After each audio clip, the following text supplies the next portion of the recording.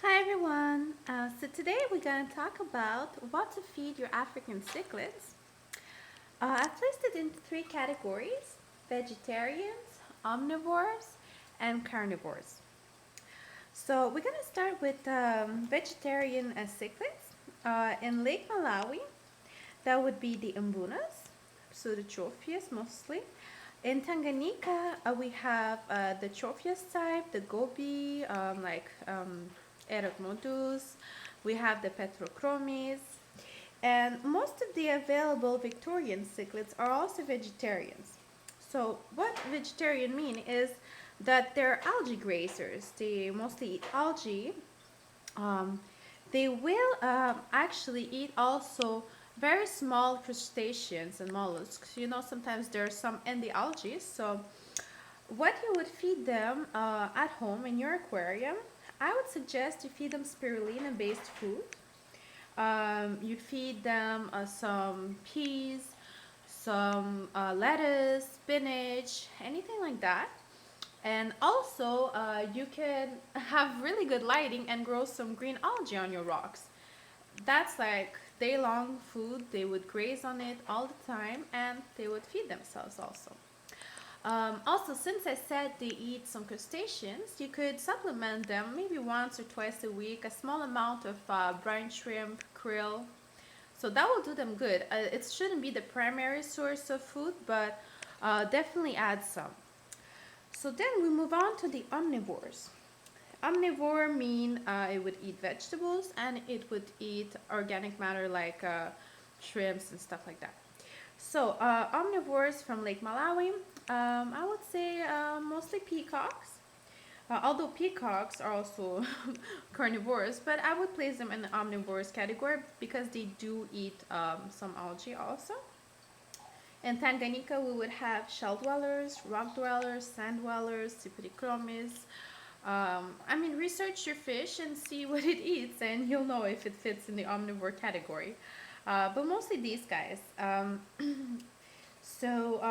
What they eat, since they're omnivores, well, definitely it would be spirulina in your aquarium, algae if it grows in your aquarium, peas, lettuce, spinach, and also provide them a good source of meat. Like you can give them commercial food that are really good and have a high protein content. You can give them krill. You can give them some brine shrimp. Yeah, that would be good. Also, in the summer, if you have any little worms, they eat insects. Make sure it's not a toxic insect. So research that part too. They eat it in the nature. They would eat it in your home aquarium also if you're willing to put the time in it. So then we move on to the carnivorous fish.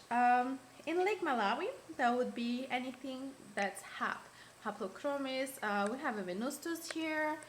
We have the Livingstoni here. We have the Copadichromis. We have the eye biter up there. Actually, I have also a female somewhere, but anyways, you get the point. The big haps.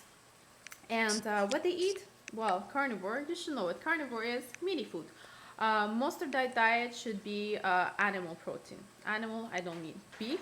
I mean fish, small fish, mollusk, crustaceans, shrimp, anything like that. I'm not gonna name like a brand name of food. I'm sure you can select one for yourself because I don't want to like promote for anybody.